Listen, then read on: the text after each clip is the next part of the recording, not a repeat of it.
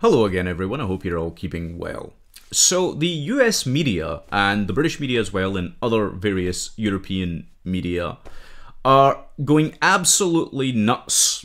I mean, they are rabid at this point because of the latest meeting which has happened between US President Donald Trump and the Russian Federation President Vladimir Putin.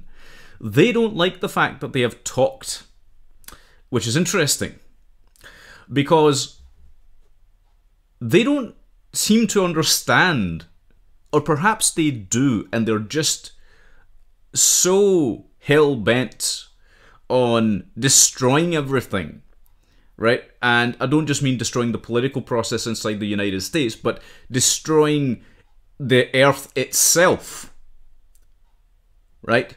Because that's the implication of what they want, which is for relations between the United States and Russia to be further constrained, okay, to worsen. And what this is going to end up doing, in case they don't already understand this, is it could spill out into a proper hot war, right? And I don't think this has fully been processed by these people. Or if it has, then they know full well what they're doing, and they're doing it with a rather evil intent, right? It is true that, oh, by the way, this is a key thing. It is true that the Russians meddled in the US elections. They meddled in the following way, right? And they've done it other ways as well, but through their cyber division and so on. What they have been trying to do is sow discord inside the within the American populace, okay? And they've done this quite successfully by using certain agitprop to polarize the nation. So it is much more polarized than it was through previous administrations, okay? But the US has done very much the same thing, or tried to do the same sort of thing, using its various intelligence apparatus in other countries where it views those countries as a threat. And every country does this. So you have this situation where countries go about doing things like this. It's true that Russia is a bigger actor in these affairs than other countries, but that's neither here nor there. We also have the situation with the poisoning that happened in Salisbury in the UK, and the further sort of Novichok nonsense. And I call it nonsense for a reason, and I'll get to that in a second, right? I already tried to cover this once, but people weren't willing to listen back then, okay? Here's the thing. It can't definitively be proven that it was the Russian government behind this. Why? Because it could have been rogue elements inside Russia, which seems to be the case, by the way. The evidence inside the intelligence community, from what I've been hearing and reading and seeing, is that it's entirely possible that it could have been an element of the GRU, which was a breakaway faction. Because Russia's got all kinds of things going on inside its borders, which people don't understand outside of it, right? Because they haven't studied it enough. That's another criticism I would level at the press, by the way. They don't have any expertise in intelligence matters. They don't have any knowledge of the inner workings of various countries, so they can't really properly, fully comment on anything in a rounded manner. Okay, all they can do is further polarize, and perhaps that is their goal. Anyway, putting that aside for a second. So, these poisonings, like I said, it's possible that it could have been a breakaway faction inside Russia, and that seems to be the general consensus inside the intel community. It's also possible that it could have been a rogue state, or rogue actors. I tried to emphasize this before, but like I said, people just weren't willing to listen, okay? You see, Novichok is not that difficult to create or to make, or even the strains of it that were used, that were tested in Porton Down. It's not difficult to use it, to create it, or anything else. Okay, the formula is publicly available for a certain strain of it. The strain that was used in the Salisbury poisoning, that was a little bit more specific, but again, here's the thing. back in the day during the Cold War, the KGB smuggled through into Eastern Europe and then into Western Europe a lot of caches of various biological, chemical, and nuclear weapons. Okay? Some of this stuff is still highly classified, by the way, but this happened. Okay? So if you have, and this really did happen after the Cold War. Okay? After the Cold War, you ended up with a lot of this information being sold on the black market inside the Russian crime syndicates, the Russian mafia, and so on. A lot of the information of where these caches were kept was sold on to various groups all across the world, really. So it can't fully be traced back to the Russian Federation. And the Russians know this, right? And that's part of the reason why they have been so full of bluster and kind of this, you know, they're very much at ease with these nonsense accusations, because they know that they actually can very easily point out that they hadn't had anything directly to do with it. Specifically with Putin, he didn't order any of that. Okay? So that's one thing to keep in mind with all of this business. And the press hasn't questioned, this is what makes me angry about all of this, the press hasn't questioned anything to do with that. They haven't really critiqued any of the conclusions that have been formed by government. Okay, because, see, the British government's conclusions were unilateral. They did not consult specifically and properly with the intelligence agencies. They did not ask them for their conclusions. They did not ask for the conclusions from the testing of these substances, you know, that happened, the agencies that were involved in that. They didn't do anything like that. Okay, the PM unilaterally decided that it was Russia behind it, and that caused all kinds of tensions and problems, right? It's bizarre because, you know, the problems that Britain has with Russian oligarchs and the Conservative Party specifically, which is in power just now, and the PM, Theresa May, is from the Conservative Party, right? There are so many donations that have gone through these oligarchs to the PM, okay, that, you know, it's bizarre that, you know, nothing really properly has still been done to this day to address that. If they're worried about interference by a foreign state like Russia, they haven't properly done anything about that. They haven't really, they said they were going to introduce this British Magnitsky Act. They never did. Okay? There's another point as well, aside from this stuff that's happened with the events surrounding the poisoning. Okay?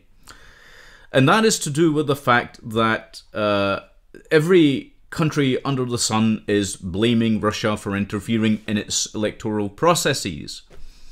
And that is, again, that part is true, right? But we do that all the time in the NATO countries as well. Inside Russia, we try to foment various things. I shouldn't say this publicly, but this happens. In other countries as well, you'll find they interfere frequently. Every intelligence agency does this, okay? Because they have to try and protect their own interests, okay? Now, here's the problem with all of this antagonism towards Russia on the world stage. There are people that are hardliners, and here's where we get to the point, really. I'm sorry for going through so much information, but here's where we get to the main point. There are hardliners inside the United States of America, inside the United Kingdom, inside other countries, and inside Russia itself that are stewing for a war between these two massive superpowers. Each side is convinced they would trounce the other. Okay? And these are fanatical lunatics, basically. This is the danger. These are not just... See, these people didn't live through the Cold War. They're not relics of the Cold War.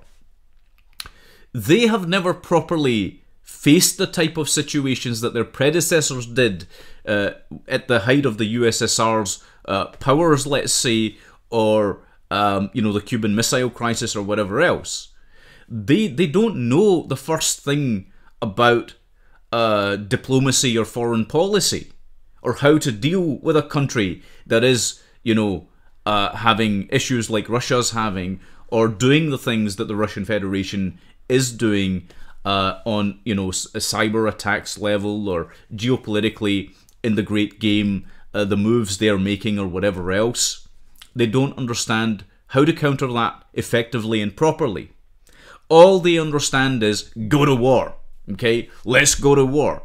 This seems to be their go-to way of dealing with things, with violence, with warfare that does nothing but expend the lives of innocent people, and expend the lives that are actually valuable.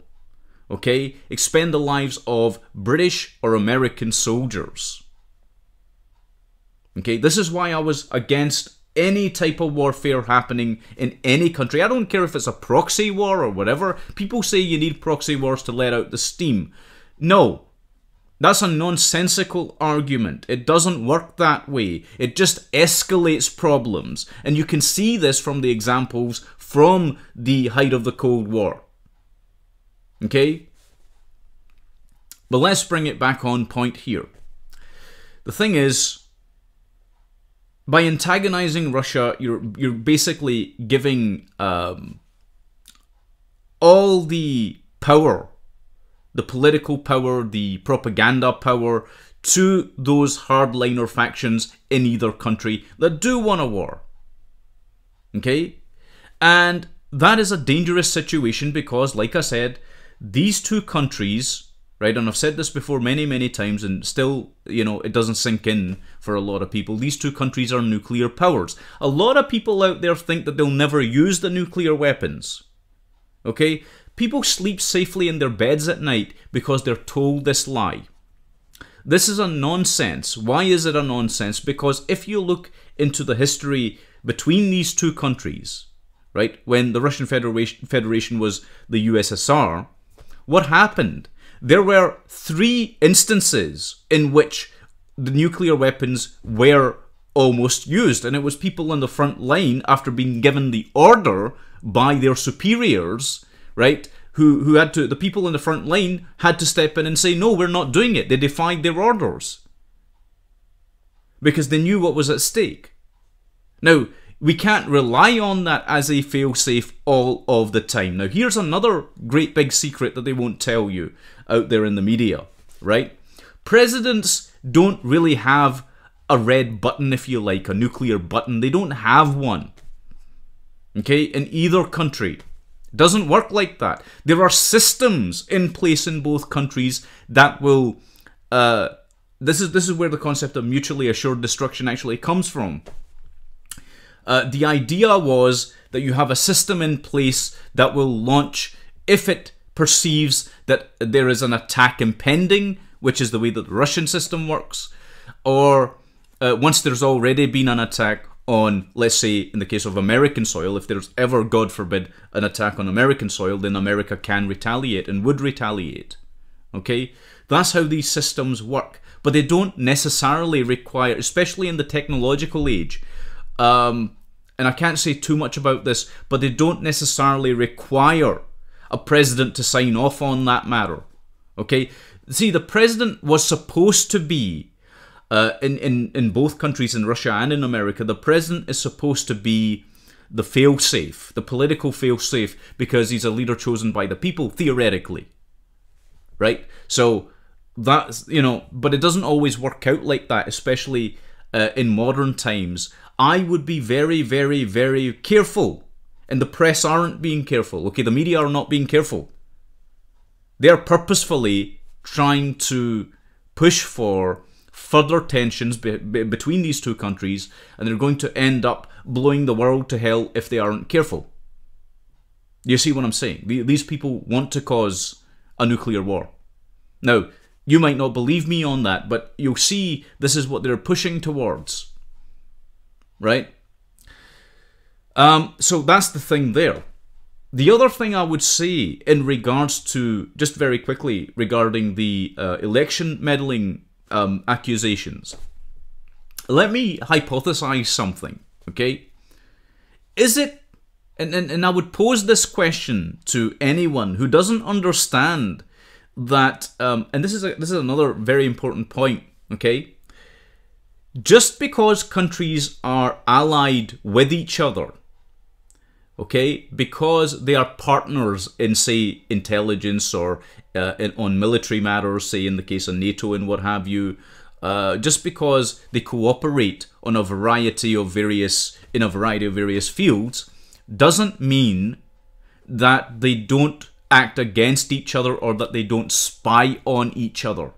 Okay, and the proof is in the pudding, say with the case of, as was revealed by the Snowden leaks, what happened when America was spying on Angela Merkel. The NSA and the CIA were actually spying on her, right? They were tapping her phone and all sorts, right? This happened. And it was widely reported that this was the case, right? Why am I telling you this? Suppose an allied nation, say, just for the sake of an example, right? And some of you might be able to read into this a little bit. So say Israel, which is an allied country, right? It's allied to the United States. Say it supposes that there's a threat to itself if Russia and America are cooperating more, okay? Because the way that maybe Israel might see things is, well, the Russians are allied with the Iranians, and the Iranians are involved in the Syrian situation, which they were, and say that the Israelis think that, well, now we have to attack the Iranians inside Syria, but we can't do that because there's all these checks and balances, and the Russians are kind of backing the Iranian contingent inside Syria, okay? Is it conceivable? Is it possible at all, knowing, let's say you did know the inner workings of the Mossad, okay, which if you really understand them, you'll grasp what the heck happens on upper levels, even between allied countries. Is it conceivable that the Israelis might have been capable of election interference inside America, right?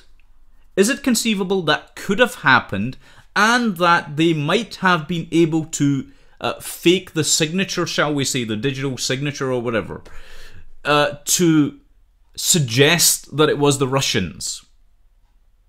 Have the Mossad done things like that before? Have the CIA done that in foreign countries? The answer to both questions is yes. Okay? If a country, you know, senses that it might be threatened by new geopolitical alliances or whatever else, okay, then it will act according to its own best interests. Is this not sensible? Is that not what would happen anyway? Is this not what every country does? But again, the press doesn't want to ask these kind of questions. It doesn't want to talk about these kind of things. And I find that very disconcerting, because it just means that we have a population the world over that really can't think. You know, it's very sad to see that. But any country could have... The point I was making isn't necessarily to level an accusation at Israel. The point I'm making is that any country could have done that. The British were involved in trying to interfere, shall we say, right? Or nudge the American populace towards voting in certain ways, using certain voting preferences. We know that there was this issue with Cambridge Analytica. We know that all kinds of things were going on even inside the UK, where various elements and all sorts of people, all in sundry, were involved in doing a number of things to try and change the outcome of the American election, right? There were also people that were being used as mouthpieces to push propaganda for, let's say in the case of the American election, both candidates. Okay, so like I said, this happens. Now, you know, again, I would say in closing, and this is the final thing I'll say on this, for the US press or the British press or the European press, the German press, the French press, whatever, to suggest that because of all of this, we should preclude the possibility of diplomatic relations with Russia, that is the height of stupidity. That is a dangerous thing to do. It will push the world to the brink of war once more, and you know, what's more, it actually could cause a full-blown war between both countries. So this is why I would strongly suggest that people stop listening to the nonsense in the media, from the media, because they do not have a rounded understanding of what the heck is going on at higher levels, at greater levels, on the world stage. They do not understand that America and Russia, on many levels, do and should cooperate, okay? And they also do not understand that the other major players in the world also have a hand in goading or pushing or nudging various parts of any country out there towards doing certain things, voting certain ways, whatever it might be. Okay? You can't just lay the blame at the feet of the Russians but never bring up the fact that the British were involved in trying to influence the election, or that the French were trying to influence the election, which also happened, by the way, and you know, they don't talk about that. And the Israelis were at it as well, you know. So everybody was having a grand time trying to persuade the American public to vote in certain directions in certain ways, right? To influence the outcome of said election. But every country does this to every other country. I keep saying this, but it's important to understand that, okay? But don't listen to the press. They're full of nonsense. They're trying to push people towards a major war, which would not be in the best interests of anybody save the lunatic hardliners inside various countries that are warmongers. And, well, I suppose I would describe them as psychopathic warmongers, and there are a lot of them who do want that. But we mustn't allow them to win the argument, as it were. Because if they do that, then, you know, everything will be lost. Everything that the world has worked towards, everything that all various countries and all peoples have worked towards, whether as individual nation states or, you know, as whatever else, that is, we have accomplished. See, here's the thing, human civilization has accomplished a lot. I don't think we should be throwing any of that away just because we have a rabid press, we have an uninformed population in many countries. That is not a good enough reason, I don't think, to push any country towards antagonizing a nuclear rival, right? By all means, you can challenge them in other ways, and you can posture, and you do this and you do that, and you can send your intelligence agents into the countries and influence their... Why not disrupt their electoral process? Why doesn't the CIA do that, right? As a tit for tat type thing. You can do all kinds of things. You can, as they did, expel diplomats and, you know, whatever else. Those are all valid ways of dealing with these types of situations. What is not a valid way of dealing with it is saying, let's go to war with Russia, which is basically what the US media is actually doing, to distill it right down to it. It's not a clever idea. Anyway, I'll leave it there for this video, but thank you very much for watching.